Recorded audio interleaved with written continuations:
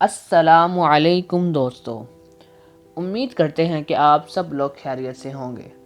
Video شروع کرنے سے پہلے آپ سب دوستوں سے درخواست ہے کہ اگر آپ ہمارے چینل پر نئے ہیں تو ہمارے چینل کو سبسکرائب کریں اور ساتھ لگے گھنٹی کے آئیکن پر کلک کر دیں تاکہ ہماری ہر آنے والی نئی ویڈیو آپ تک بروقت پہنچ سکے۔ سائنس اور مادی ترقی کا آپس میں چولی دامن کا ساتھ ہے۔ سائنس کی تاریخ کے مطالعہ سے پتہ چلتا ہے کہ اس روئے زمین پر جن قوموں نے ترقی کی منازل طے کی وہ سائنس کی ترقی سے ممکن ہوئی تھی۔ عہد قدیم میں یونان کی ترقی کا راز سائنس تھی۔ قرون وسطیٰ میں مسلمانوں کے سائنس کے سنہرے دور میں بھی سائنس کی ترقی سے عباسی دور حکومت میں علمی، دانشی، سائنسی، ادبی، معاشی، معاشرتی ترقیات ہوئی تھیں۔ عصر حاضر یعنی دور حاضر میں امریکہ، یورپ، چین اور ہندوستان کی ترقی کا راز بھی سائنس اور ٹیکنالوجی میں نئی دریافتوں سے ہے۔ اسلامی دنیا میں 500 سال کے طویل عرصے کے بعد سائنس اور ٹیکنالوجی کی طرف توجہ دی جا رہی ہے۔ پاکستان سے خوش آئند خبر آئی ہے کہ حکومت ٹیکنالوجی پر منحصر اکانومی کو ہدف قرار دے چکی ہے۔ گزشتہ 10 سالوں میں ریسرچ بجٹ 6000% بڑھا دیا گیا ہے، جبکہ ہائر ایجوکیشن بجٹ میں 2400% اضافہ کر دیا گیا ہے۔ 2002 سے 2008 تک ملک بھر میں 50 نئی یونیورسٹیاں قائم کی گئی ہیں، جس کی وجہ سے طلباء کی تعداد 1,35,000 سے بڑھ کر 3,65,000 ہو گئی ہے۔ مصر کے سابق صدر حسنی مبارک نے 2006 میں سائنس کی دہائی کے آغاز کا اعلان کیا تھا۔ سائنسی ریسرچ کے لیے مزید فنڈنگ کے علاوہ انہوں نے higher council for science and technology کے ادارے کے قیام کا اعلان کیا، جس کے صدر وزیر اعظم احمد نظیف مقرر ہوئے تھے۔ امپیریل کالج لندن کے سر مجدی یعقوب جو کارڈیو سرجن ہیں، ان کو اس کونسل کا رکن نامزد کیا گیا تھا۔ اسکندریہ کی نئی لائبریری اب ورلڈ کلاس ٹیچنگ اور ریسرچ ادارہ بن چکی ہے، جو مصر کی پارلیمنٹ کو جواب دہ ہے۔ ایران نے اگست 2009 میں سائنس کے لیے 20 سالہ جامعہ منصوبہ کا اعلان کیا، جس کا فوکس ہائر ایجوکیشن، انڈسٹری اور تعلیمی اداروں کے مابین مضبوط رابطہ قائم کرنا ہے۔ اس منصوبے کے تحت $2.5 ملین کی لاگت سے نیٹو ٹیکنالوجی سینٹر قائم کیا گیا۔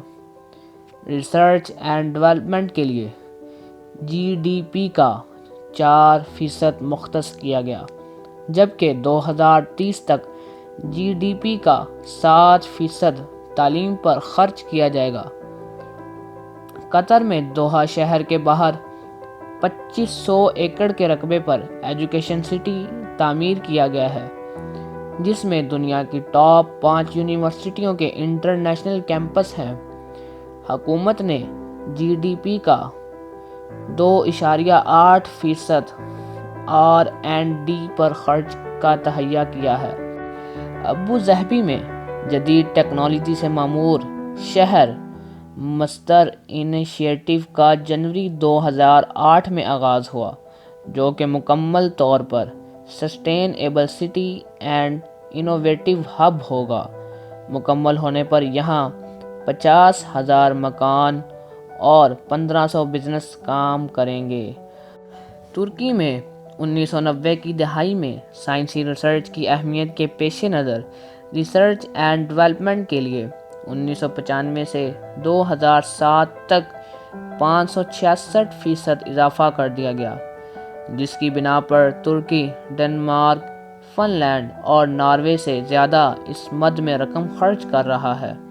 اس عرصے میں ترکی کی R&D پر خرچ کی جانے والی رقم GDP کا 0.28% سے بڑھا کر 0.72% خرچ کی گئی، جس کے نتیجے میں محققین کی تعداد میں 43% اضافہ ہو گیا۔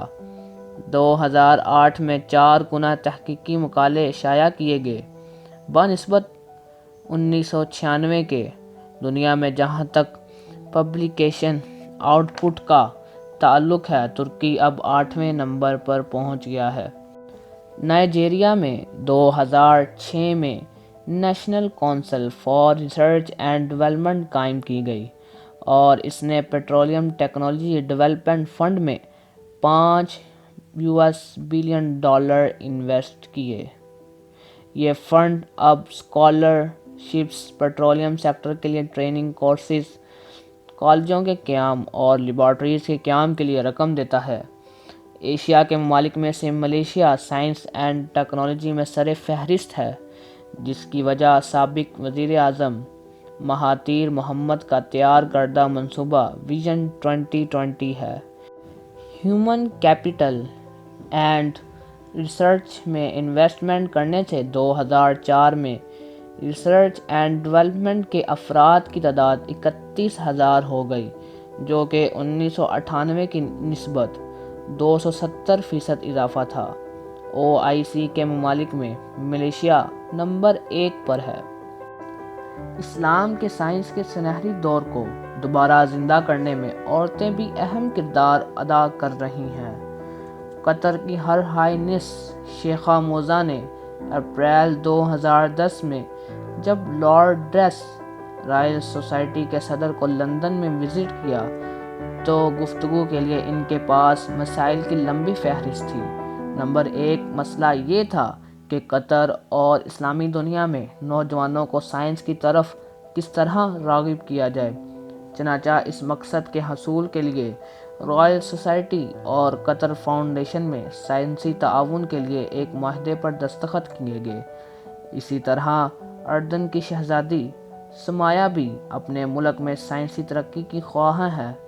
دونوں خواتین اپنے اپنے ملک میں اہم سیاسی و خاندانی مقام کی حامل ہیں، جو اس بات کی آرزو سے لبریز ہیں کہ ان کے ممالک کی نوجوان نسل سائنس اور ریسرچ میں مستقبل کی لیڈر بنے۔ OIC کے ممالک میں عورتوں کی آبادی 50.7% ہے۔ یونیسکو کی رپورٹ کے مطابق 2007 میں 13 اسلامی ممالک میں سائنس میں گریجویشن کرنے والی خواتین کی تعداد امریکہ سے زیادہ تھی۔ بحرین میں یہ تعداد 73%، الجیریا میں 71% اور فلسطین میں 41% تھی۔ سعودی عرب میں طلباء کی آبادی میں سے 58% خواتین ہیں، مگر ورک فورس میں صرف 16%۔ OIC کے تحت 2008 میں ہونے والے سروے کے مطابق آرگنائزیشن کے 380 چوٹی کے سائنسدانوں میں سے صرف 18 خواتین تھیں۔ عرب ممالک میں 60% آبادی کی عمر 25 سال سے کم ہے۔ اس لیے پوری اسلامی دنیا میں ہائر ایجوکیشن کی سخت ضرورت ہے۔ ملیشیا، پاکستان اور خلیج کے ممالک میں یونیورسٹیوں کی تعداد دگنی ہو گئی ہے۔ ایران میں اس وقت 1979 کی نسبت ہائر ایجوکیشن میں طلباء کی تعداد 10 گنا زیادہ ہو گئی ہے۔ گوبیا میں آزادی کے 30 سال بعد 1999 میں یونیورسٹی قائم کی گئی تھی۔ 90 کی دہائی میں ملیشیا کی حکومت نے پرائیویٹ یونیورسٹیوں کے قیام میں بھرپور تعاون کیا تھا، جس کے نتیجے میں 27 نئی ادارے قائم ہوئے۔ یہ بات خوش کن ہے کہ سعودی عرب کی king Fahd university, Istanbul university اور تہران یونیورسٹی کو دنیا کے 500 ٹاپ کلاس یونیورسٹیوں میں جگہ ملی ہے۔ آج کی ویڈیو کے لیے بس اتنا ہی۔ امید کرتے ہیں کہ آپ کو ہماری یہ ویڈیو پسند آئی ہوگی۔ اگر آپ کو ہماری یہ ویڈیو پسند آئی ہو تو لائک کریں، شیئر کریں اور اپنی قیمتی رائے کا اظہار کمنٹ باکس میں کریں۔ اور اگر آپ ہمارے چینل پر نئے ہیں تو ہمارے چینل کو سبسکرائب کریں اور ساتھ لگے گھنٹی کے آئیکن پر کلک کر دیں تاکہ ہماری ہر آنے والی لیٹسٹ ویڈیو آپ تک پہنچ سکے اور ہماری حوصلہ افزائی ممکن ہو۔ آپ سے اگلی ویڈیو میں ملیں گے، تب تک کے لیے اللہ حافظ۔